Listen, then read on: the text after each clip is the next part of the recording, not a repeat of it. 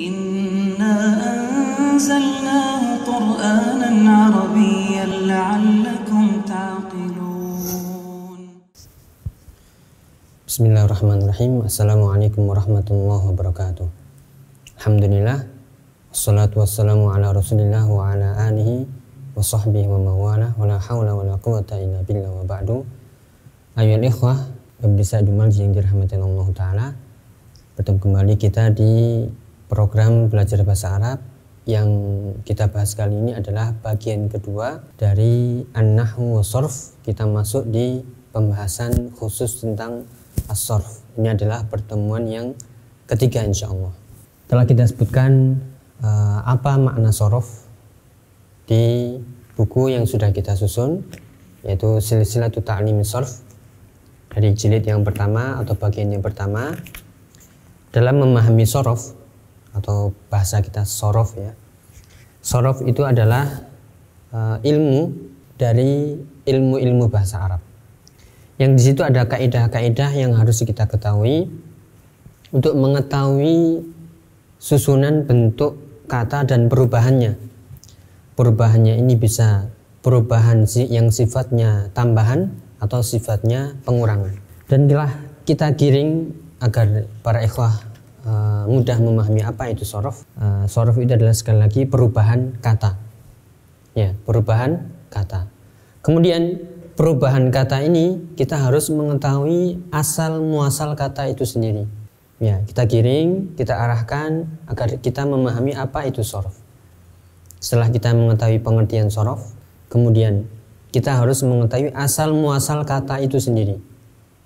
Dan kata dalam bahasa Arab hanya ada 3, isim, fi'il, dan harf. Kata-kata dalam bahasa Arab itu asal muasalnya apakah dari isim, apakah dari fi'il, ataukah dari harfnya. Dan telah kita sebutkan, dijelaskan di pertemuan sebelumnya, asal muasal dari kata itu sendiri, yaitu asal kalimah fil lughatil arabiyyah adalah al-fi'lu. Karena kita akan menggiring untuk memahami sarf dan pembahasan-pembahasannya. Jadi, seperti yang kita contohkan, ini adalah kitabun. Kitabun itu asalnya adalah dari kata kataba. Kita sekarang lagi di masjid. Masjidun itu asalnya dari kata sajada. Ya, kita sedang di madrasah, sekolahan. Itu asalnya dari kata darosa. Dan begitu seterusnya. Saya sedang qaim, saya sedang berdiri. Itu dari kata qoma yaqumu. Ya. Jadi asal muasal kata telah kita sebutkan adalah dari fi'ilnya. Ini kita buktikan untuk mempermudah para ikhwah. Kalau kita ingin mencari kosakata dalam kamus, yang kita cari itu fi'ilnya duluan, bukan isimnya duluan. Seperti di kamus Mu'jam Munawir atau Mu'jamul Wasit atau Mu'jam yang lain. Itu dari fi'ilnya dulu. Ya, makanya kita katakan kita lebih condong ke pendapat yang mengatakan asal muasal kata adalah dari fi'ilnya. Maka agar kita lebih dalam lagi mempelajari, jadi kalau sudah tahu asal muasal dari fi'ilnya, terus kita harus belajar apa itu fi'il. Di pembahasan nahwu pernah kita sebutkan fi'il itu adalah kalimatun dalat ala hudusi syai'in waqturinat bizamanin khas. Atau dalam referensi yang lain, fi'il itu adalah kalimatun dalat ala ma'nan waqturinat bizamanin. Yang intinya adalah fi'il itu adalah kata, kalimah. Fi'il adalah kata dalat ala hudusi syai'in, yang menunjukkan adanya suatu perbuatan. Makanya dikatakan dalam bahasa kita fi'il itu adalah kata yang mengandung perbuatan, yaitu kata kerja. Ya, disebut dengan kata kerja. Kenapa? Karena fi'il itu setiap kata yang mengandung hudusi syai'in, mengandung suatu perbuatan, dan cirinya yang lain adalah uqturinat bizamanin khas. Dia selalu terikat dengan waktu. Ya, dengan waktu tertentu. Ini kuncinya.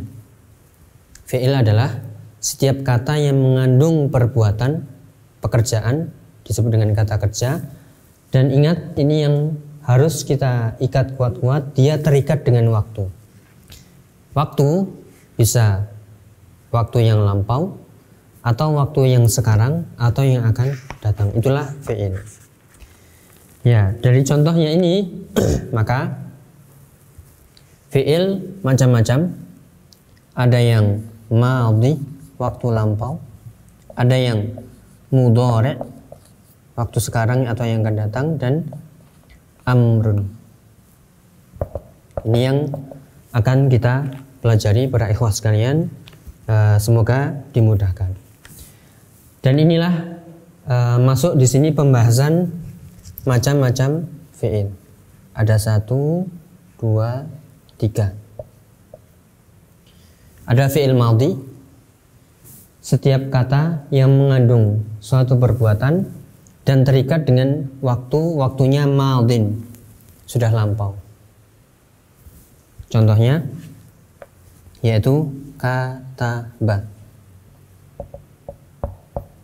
Ya, darosa, jalasa. Ini untuk awal pembelajaran shorf. Kemudian ada jenis yang kedua, kalimatun dalat ala hudutsi syai'in aw ala ma'nan. Setiap kata yang mengandung suatu perbuatan atau mengandung makna, tapi dia terikat dengan waktu khos, waktu tertentu. Yang kedua adalah waktun mudhari', yang sekarang atau yang akan datang. Dari kataba berubah menjadi yaktubu, darosa menjadi yadrusu, jalasa menjadi yajlisu. Inilah fi'il mudhari'. Kemudian ada lagi kata yang mengandung suatu perbuatan, akan tapi dia terikat dengan waktu tertentu yang terjadi setelah mutakallim berbicara, atau dikenal dengan fi'il amr yang mengandung perintah. Maksudnya apa? Apakah dia mengandung waktu? Iya, dia mengandung waktu. Kapan waktunya? Waktunya adalah ketika al-mutakallim, orang pertama, memerintah ke orang kedua dengan mengatakan misalnya, ya fulan uktub, wahai fulan tulislah. Kata-kata uktub di sini dia juga mengandung perbuatan, suatu perbuatan, dan terikat dengan zaman tertentu. Kapan zamannya? Setelah mutakallim berbicara kepada orang kedua. Setelah orang yang pertama mengatakan uktub, maka muncullah perbuatan. Itulah disebut dengan fi'il amr. Makanya fi'il amr yang mengandung tolab, yang mengandung permintaan. Dari sini contohnya adalah uktub, ya, kemudian udrus dan ijlis. Ya. Nanti akan kita bahas satu persatu bagaimana cara mengetahui tanda-tanda dari fi'il madhi, fi'il mudhari' dan fi'il amr. Ini hanya permulaan dari macam-macam fi'il. Sekali lagi yang kita bahas, agar kita mengetahui asal muasal kata, kita harus mengetahui apa itu fi'il. Karena asal muasal kata dalam bahasa Arab itu kita lebih condong mengatakan dari fi'ilnya. Maka kita harus tahu apa itu fi'il. Fi'il itu adalah kata yang mengandung suatu perbuatan atau makna tertentu dengan ikatan waktu tertentu. Ada yang lampau, kataba, darosa, jalasa. Kemudian mudhari' yaktubu, yadrusu, yajlis. Kemudian ada yang amr, uktub, udrus, ijlis. Untuk awal-awal, agar kita lebih mudah memahaminya, tandanya kita katakan, nah ini di awal fathah. Kemudian yang ini ada ya-nya. Ini ada ya-nya. Ya, kemudian yang ini selalu dalam keadaan sukun belakangnya. Ini untuk memudahkan terlebih dahulu, karena ini masih fi'il yang sederhana dari fi'il madhi, fi'il mudhari' dan fi'il amr. Tetapi kesimpulannya para ikhwah sekalian yang dirahmati Allah Ta'ala, fi'il adalah salah satu di antara pembahasan kalimah dalam bahasa Arab, isim, fi'il, dan harf. Kita membahas fi'il karena kita membahas sorf, membahas perubahan kata. Dan dalam pembahasan perubahan kata itu kita ambil dari fi'ilnya, sehingga kita harus mengetahui apa itu fi'il. Dan fi'il terbagi menjadi 3, madin, mudhari', dan amr. Itulah para ikhwan sekalian, semoga bermanfaat. Wallahu ta'ala a'lam bishawab. Wassalamualaikum warahmatullahi wabarakatuh. مثل الذين ينفقون أموالهم في سبيل الله كمثل حبة أنبتت سبع سنابل في كل سنبلة 100 حبة والله يضاعف لمن